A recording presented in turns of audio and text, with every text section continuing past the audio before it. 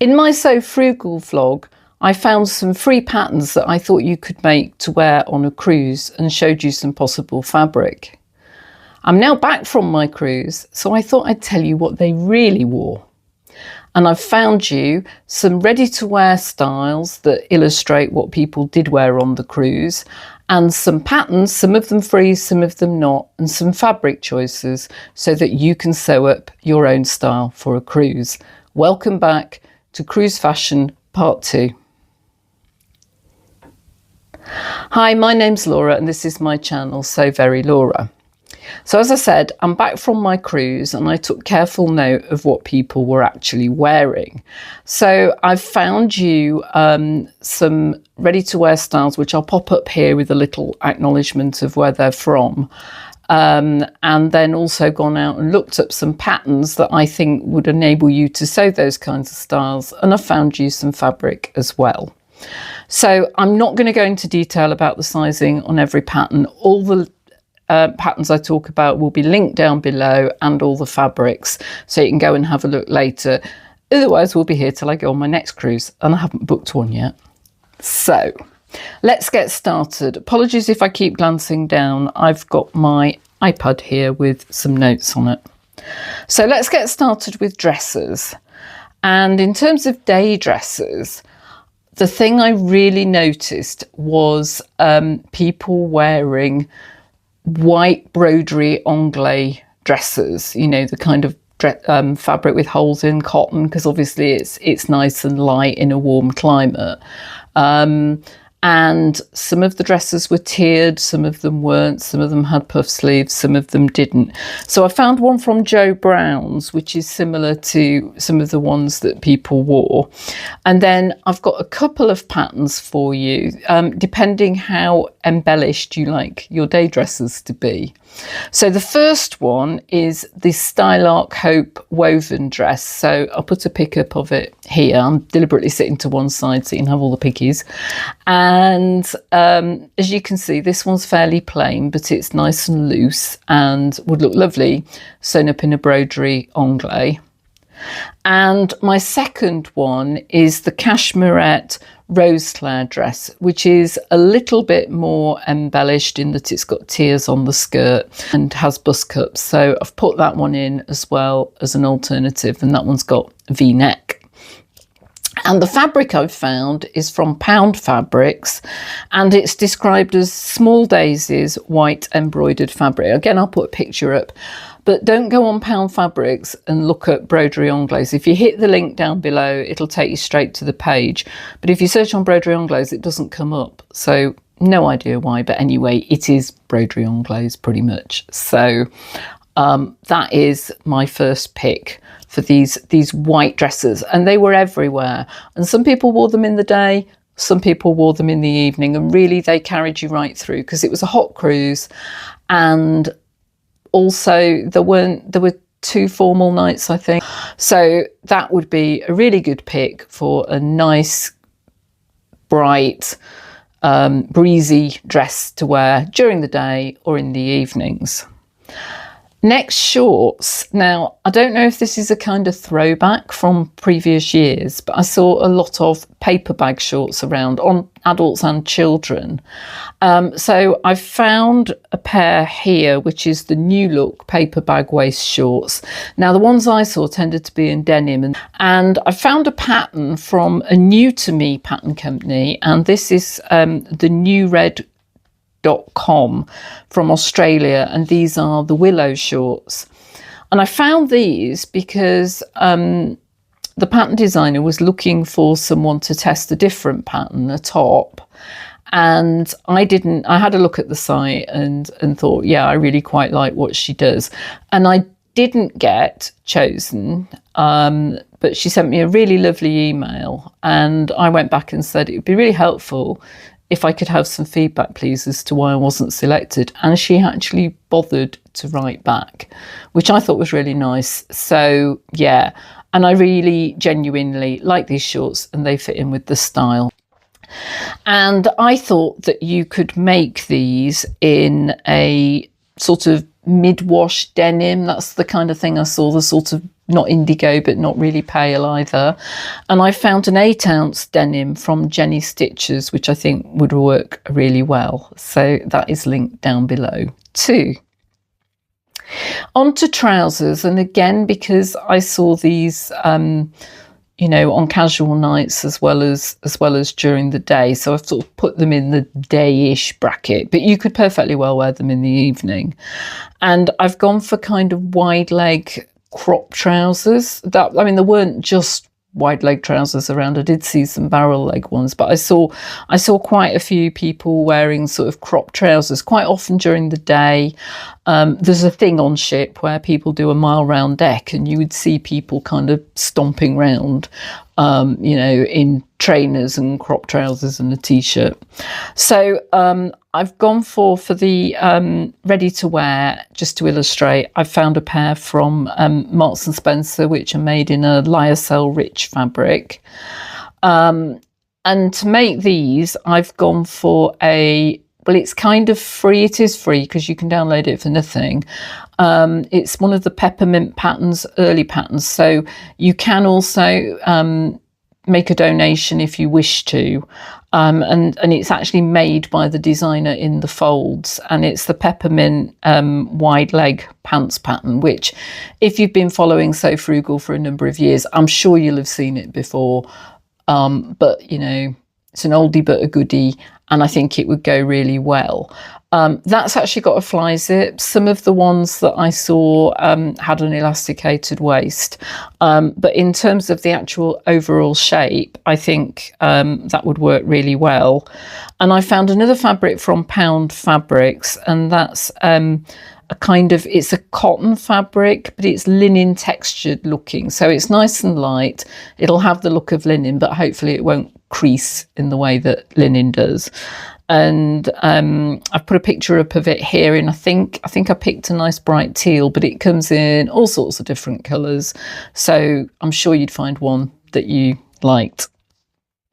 Next up, I saw a lot of people wearing kind of very loose floral shirts. Some people were wearing them with trousers, and some people were wearing them as a kind of casual throw on, you know, to put over a bikini or with shorts if they were going to go and sit by the pool, in kind of sort of quite light fabric, and usually floral actually. So like this one, which I've picked up a picture of for you, and that's from Matalan, and it's the Isabel London pink floral print long line semi-sheer shirt.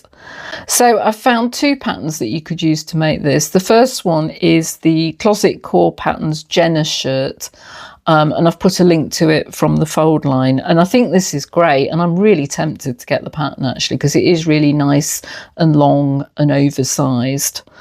But I've also found a free pattern for this, and this comes from Fabric Store, and it's called the Jade Relaxed Linen Shirt pattern.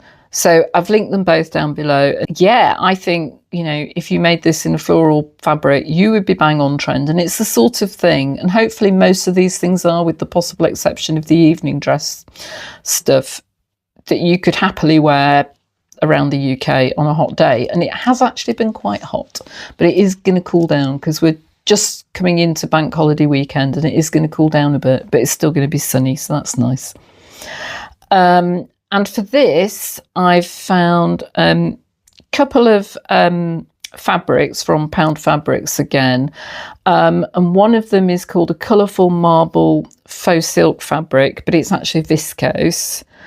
So I'll pop a pic in of that. So it's kind of lots of different shades, so not floral. But the other one I found is floral, and that is a chiffon and georgette fabric, and that is an orange and blue floral double border chiffon fabric, and again it's all linked down below.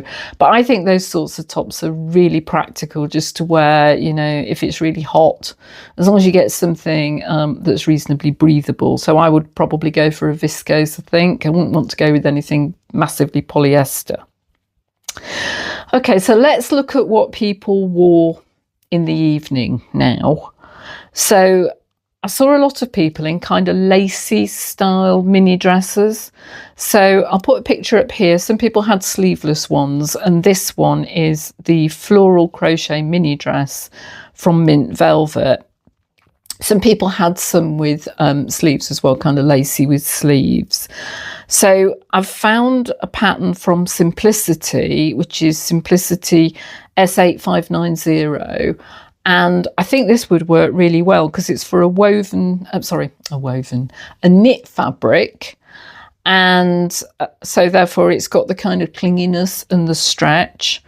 And then I've found from Minerva, I've found some stretch floral lace in ivory, and I've also found some stretch lining fabric, because obviously if you're going to wear something that lacy, then you'd probably want to line at least some of it. I do think you have to be careful which floral lace you pick, because you don't want to look like you're wearing somebody's curtains. So yeah, I think you've just got to be careful. It's the sort of thing that I think actually I'd probably rather go and buy in person if I could than buy online, so you can have a feel and decide whether this would look better against a window than on your body. But yeah, so I've done my best on that. And actually the fabric I picked, they did have a picture of a child in a lacy dress, so it doesn't look problematic, shall we say, worn as a dress. The other pattern that I've gone for, if you want something a little bit looser and a little bit less clingy, is the Itch to Stitch Davina dress. So I'll put a picture up here and you'll see that's just a little bit more flared out and a bit less clingy, but you could do a very nice kind of lacy dress in something like that as well, I'm sure. And then the other thing I saw was longer dresses with kind of interesting back details, so bows at the back or bows at a halter neck. I saw somebody who'd got kind of ties at the back, but they kind of came down and they were sort of triangular shaped, so sort of, but almost not completely symmetrical, and that was really quite nice, quite interesting. So I found I've found two pictures of ready to wear that are kind of, which will kind of give you an idea. So the first one is the Godiva maxi dress, and I found this in various places. It says it's a halter neck chiffon tie dress, and it's in this kind of graded blush colour. So there's that one, and there's one by Nobody's Child, which is called the Pink Bowback Zeta midi dress. So I'll put pictures up of those that'll give you a kind of idea what people were wearing. And then I found you two patterns, so they're not exactly the same as these, but then neither were the ones I saw on the ship. And the first one is a Vogue pattern, which I found on the fold line, and you'll see this is a kind of really full length, almost ball gown type thing, really striking. And this is V2010, and it's got a halter neck at the back, and then it's got these kind of two straps across it.